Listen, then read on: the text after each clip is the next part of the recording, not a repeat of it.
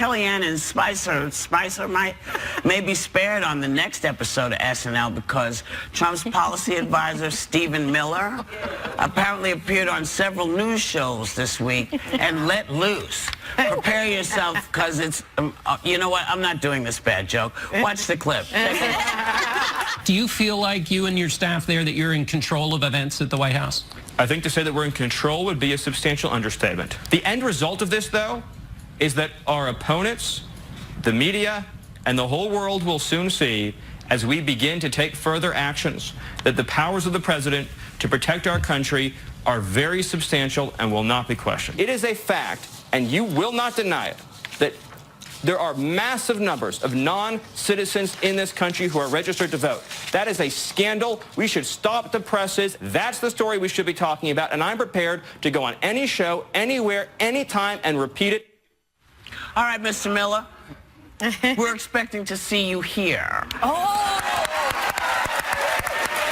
Now, you know, because just because you keep saying it does not make it correct. They have debunked the fact that there was voter fraud. It's debunked. The guys whose material you used in all your talking points has said it's not true. It's not true. It didn't happen. So, my friend, you said you're prepared to come on. Come on, man, because we have questions we love to talk to you about. Great.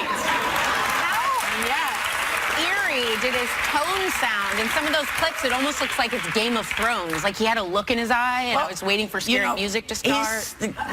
Winter is coming. That's interesting, because if you look at his background, he's a far-right ideologue. His history shows that. This is a guy, he was a top aide to Jeff Sessions. He worked for Michelle Bachmann, and it was interesting because a guy, Alex Conant, who was an aide to Marco Rubio, who's a very well-respected Republican among people on the left and right, said, and I quote, "Stephen was the kind of guy who would make a passionate ideological argument to a room full of people who were there to make pragmatic decisions." He's not a pragmatist. So even what he was saying that I could agree with when he was talking about how the Obama administration, you know, had labeled these 7 countries as a potential problem and talking about how it's not a Muslim ban, there were components that I found myself policy-wise agreeing with, but his delivery was not to make the masses understand his perspective. Right. It was not to reach out to the center and say, this is our justification for why we're doing this, try to understand it. It was far-right ideology, and that's not persuasive or effective.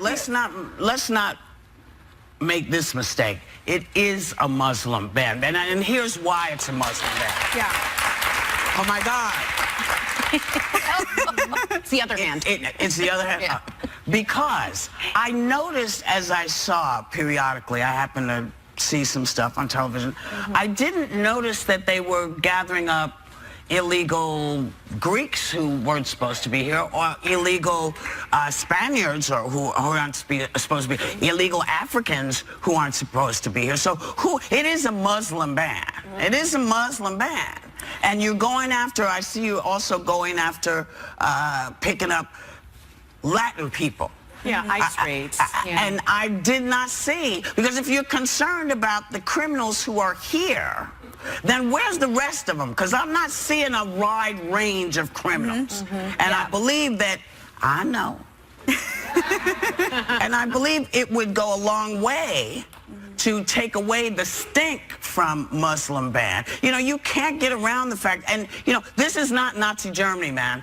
This is not Nazi Germany, and as long as the Constitution and those judges, as long as those judges are in place and all those people who are in place to make sure this doesn't turn into some crazy country, you're going to get pushback, because the president has wide-reaching abilities. He does not have the ability to poop on the Constitution. Not he doesn't. It's not unfettered.